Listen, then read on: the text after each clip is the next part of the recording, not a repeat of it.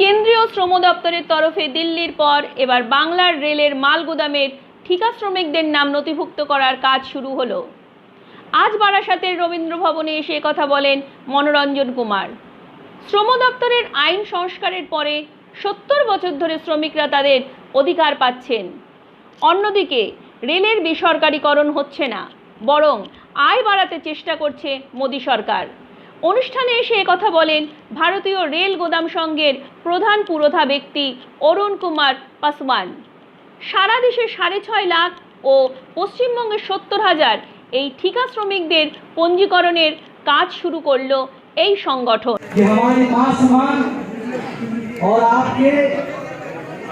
अभिभावक आदरणीय श्री जगदम्बिका पाल, श्रीमती जगदम्बिका पाल जी हमारे इस कार्यक्रम में उपस्थित हैं।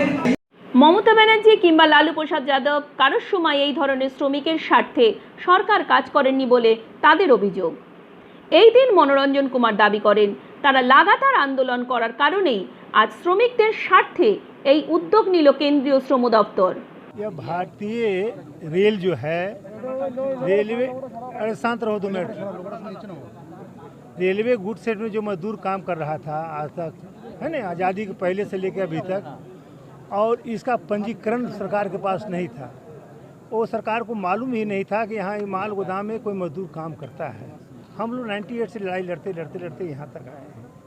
तो सरकार ने जो 3-4 कोड पारित किया है, उसमें से भारतीय रेलवे माल गोदाम को एंट्री किया है और इसका रजिस्ट्रेशन सरकारी हो रहा है, जिससे सरकार को पता चलेगा कि पूरे हिंदुस्तान में रेलवे माल गोदाम में कितना काम कर रहा है आदमी।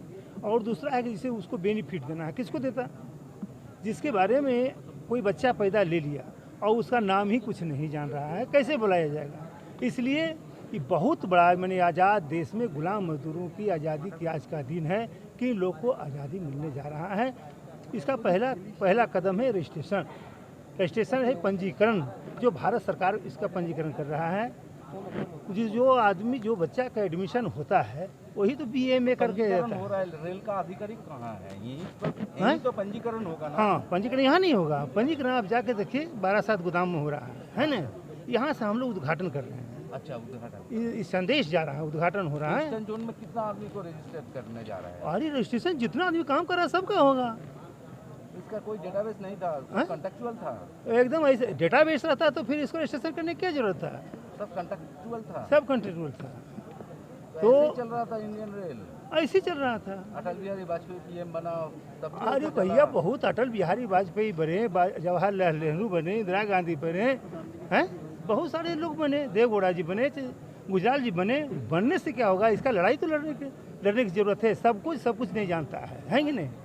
जब देश आज़ाद हुआ तो FCI इसी तरह से था, कोयला खदान इसी तरह से था, गवर्नमेंट इसी तरह से था। तमाम हिंदुस्तान में मजदूर काम करने वाले लोग थे, सब प्राइवेटाइजेशन था। क्या उसकी लड़ाई लड़ी गई, उसको बताया गया कि ये क्या है।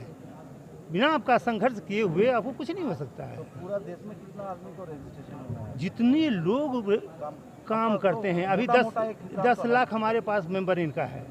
हो सकता है 10 लाख, तो हो सकता है बहुत से ऐसे गोदाम है, बहुत से ऐसे देश है, वैसे प्रदेश है जहां हम लोग नहीं पहुंच पाए, वो हमसे नहीं जुड़ा है कि नहीं। बढ़ सकता है, घटने की संभावना नहीं।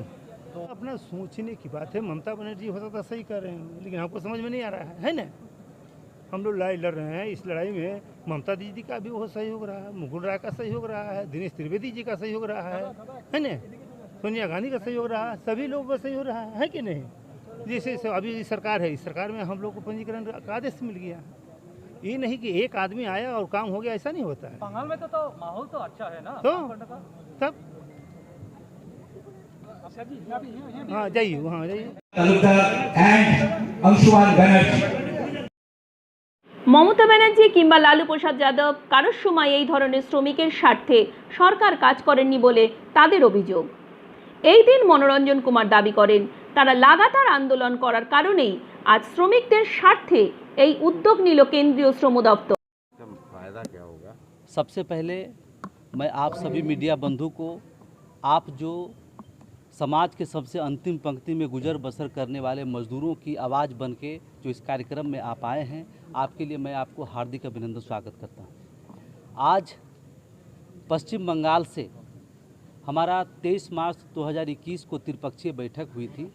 उस बैठक में की अध्यक्षता उस समय के वर्तमान श्रम मंत्री श्री संतोष कुमार जी गंगवार जी की अध्यक्षता में बैठक हुई थी, जिसमें रेल मंत्रालय, श्रम मंत्रालय और श्रमिक संघ के प्रतिनिधि मंडल के साथ बैठक हुआ था। हमारा भारतीय रेलवे माल गोदाम श्रमिक संघ 1998 से रेलवे माल गोदाम में जो मजदूर काम कर रहा है उसके हक अधिकार की लड़ाई लड़ते आ रही है। सबसे पहले आज आप देख भी रहे होंगे कि लगातार 28 जो जटिल कानून 29 जटिल कानून था, जिसको बदल करके 4 लेबर कोड में तब्दील करके देश के सामने प्रस्तुत किया गया। जो 4 लेबर कोड पारित हुआ है उसका सुझाव सबसे पहले भारतीय रेलवे माल गोदाम श्रमिक संघ ने उस समय के वर्तमान प्रधानमंत्री अटल बिहारी वाजपेयी को 2003 में दिया था, जिसमें 28 अक्टूबर 2003 को हमारी त्रिपक्षीय बैठक हुई थी, जिसमें जो ब्रिटिश शासन काल में जो मजदूरों के लिए नियम कानून बनाए गए थे उस समय से उसमें कोई संशोधन नहीं हुआ था। और रेलवे माल गोदाम के जो वर्कर हैं, मजदूर हैं, जो देश के निर्माण में और रेल के निर्माण में सबसे महत्वपूर्ण भूमिका निभाने का काम करते हैं, उनको कहीं न कहीं उन जटिल कानून के कारण से उनको सही न्याय और सही हक अधिकार प्राप्त नहीं हो रहा था।